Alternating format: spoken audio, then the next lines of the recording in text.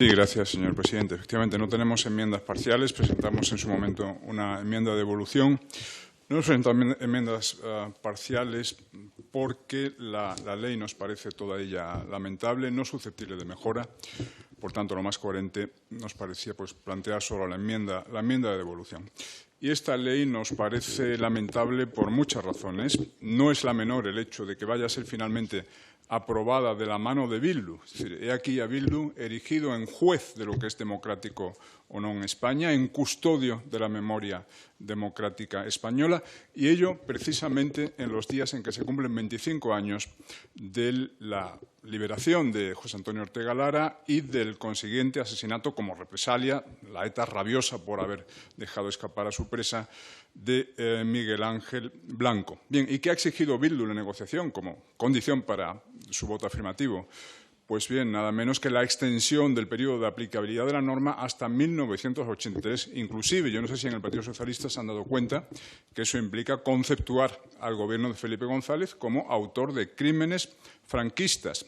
Y más grave aún es que el conjunto del periodo 1976 a 83 va a ser interpretado como una especie de continuación del franquismo por otros medios, ¿no? Es decir, el Partido Socialista con esta norma, y como se ha podido comprobar en las intervenciones exultantes de los partidos de extrema izquierda, está haciendo suya la visión histórica de Bildu, de Podemos y del resto de la ultraizquierda, una visión según la cual la transición no habría sido realmente tal.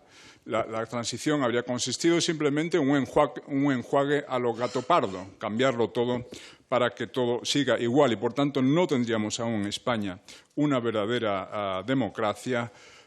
Se ha comprobado en las alusiones, por ejemplo, al rey Juan Carlos como sucesor de Franco, etcétera. Y más grave aún, la violencia de la ETA en los años 76 al 83, que fueron los más sangrientos de la banda terrorista. La ETA mató a 388 personas entre el 76 y el 83, pasaría a ser entendible como resistencia democrática frente a un gobierno neofranquista o tardofranquista. Por tanto, esta ley deslegitima a la transición. La deslegitima no solo entendiéndola como una prolongación del franquismo, sino también negando que haya tenido lugar entonces una verdadera reconciliación entre los españoles. Nosotros creemos que sí tuvo lugar esa reconciliación, que las dos Españas se abrazaron, que reconocieron que ambas habían cometido crímenes décadas atrás y se perdonaron esos crímenes, decidieron mirar al futuro. La premisa de esta ley, en cambio, es que las heridas no quedaron realmente cerradas, que los vencidos no fueron realmente compensados o restablecidos en sus derechos y, por tanto, que España todavía les debe algo a los vencidos o a sus bisnietos, porque estamos hablando de hechos acaecidos hace 80 años. Por ejemplo, la exposición de motivos dice: la historia no puede construirse desde el olvido y el silenciamiento de los vencidos. Silenciamiento de los vencidos, cuando lo cierto es que en las últimas décadas, el último medio siglo, diría yo, han contado con el monopolio de la interpretación de la historia reciente. Si no, cíteme una sola película de los últimos 50 años que presente la guerra civil desde la perspectiva del bando nacional. Pues bien, la ley insiste en eso. El artículo 4 dice que habla de un derecho a reparación moral de los vencidos, que es reiterado después por el artículo 30.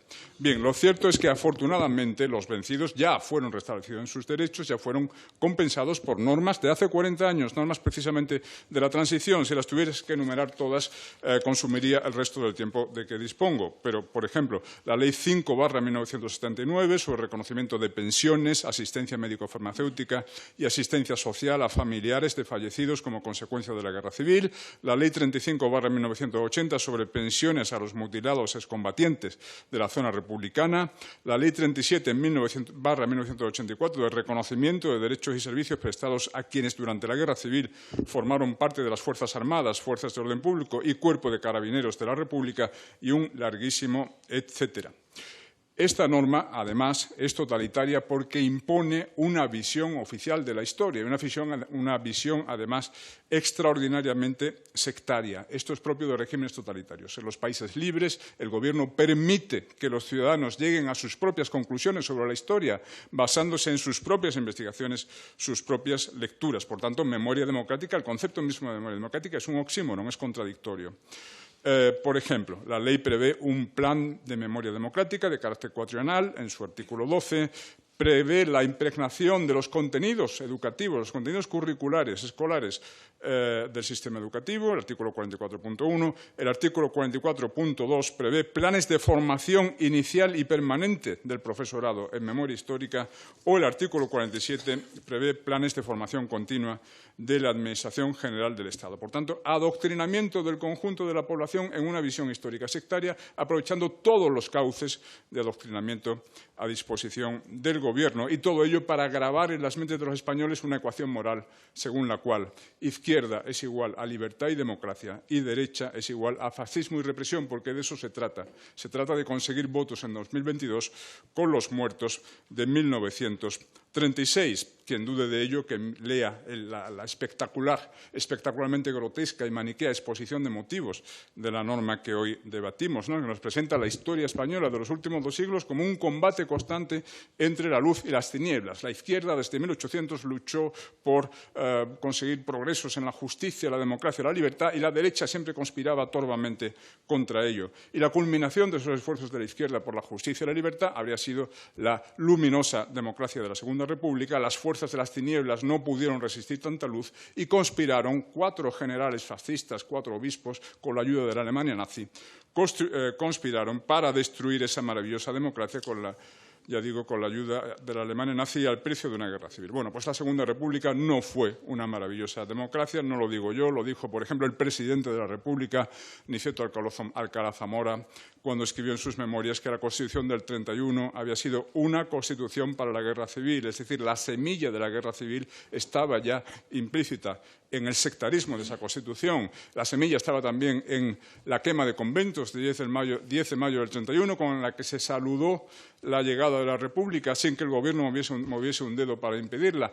Estaba en la Ley de Defensa de la República, que permitía, por ejemplo, secuestros de periódicos, y hubo más secuestros de periódicos en los 5 años de Segunda República que los 40 años de franquismo. Permitía destierros sin juicio, establecía delitos de pensamiento como la apología del régimen monárquico, lo cual se parece, por cierto, a la nueva norma que hoy debatimos. Prácticamente constituyen delito la apología del franquismo, y culminando todo ello en el golpe de Estado de octubre del 34, con el cual la izquierda, el golpe de Estado fallido, con el cual la izquierda respondió a la victoria de la derecha en las elecciones democráticas de noviembre del 33. Y que fue un golpe de Estado, no lo digo yo, lo dicen los propios interesados, los propios protagonistas, Indalecio Prieto, Juan Simeón Bedarte, Largo Caballero, etcétera, en sus memorias. Concluiré, porque creo que se me acaba el tiempo, ¿no? Hombre, bien, pues... Sí, no, es que yo iba corriendo porque... entonces comentemos algo más sobre la exposición de motivos. Por cierto, qué falta de respeto insistir en presentar a los izquierdistas de los años 30 como fervorosos demócratas, cuando ellos mismos, muchos de ellos, a quien quisiera escucharles, les explicaban que ellos no luchaban por la democracia, sino por el socialismo, y que la democracia, en todo caso, les interesaba como un instrumento de advenimiento del socialismo. El más claro al respecto era Francisco Largo Caballero, el Lenin español, que, por ejemplo, dijo en el meeting del Cine Europa de 22 de enero de 1936: si las derechas no se dejan vencer en las urnas, tendremos que vencerlas por otros medios, hasta que la roja bandera del socialismo ondee en el edificio que queráis. En otro mitin de esa campaña dijo: si vence la derecha en las elecciones, tendremos que ir a la guerra civil declarada. Tendremos que ir a la guerra civil declarada. En carta a Stalin, es otro brillante demócrata, en diciembre del 36, y ya como primer ministro de la República, Largo Caballero escribió: la institución parlamentaria no goza entre nosotros, ni aún entre los republicanos, de defensores entusiastas. Voy a concluir con una cita que resulta pues prácticamente delictiva a tenor de la nueva norma que estamos a punto de aprobar. La cita dice lo siguiente: la división hecha por el Gobierno de la República entre fascistas y demócratas no se corresponde con la verdad. Hay al menos tantos elementos liberales entre los alzados como antidemócratas en el bando gubernamental. ¿Saben quién escribió esto? No fue nadie del bando franquista. Fue esta señora, Clara Campoamor, en su libro La Revolución Española vista por una republicana, un libro publicado en París en 1937, un París donde había huido Clara Campoamor, huyendo no de Franco, sino del terror del Madrid Rojo de 1936, como ella lo hicieron muchos otros intelectuales de la Tercera España, como Ortega y Gasset, Pérez de Ayala, Gregorio Marañón, Menéndez Pidal o Salvador de Madariaga. Por cierto, ellos dejaron testimonio también de que la situación de anarquía, de deterioro del orden público y de las garantías jurisdiccionales en la primavera del 36 ya no permitían hablar en España de una verdadera democracia. Gracias.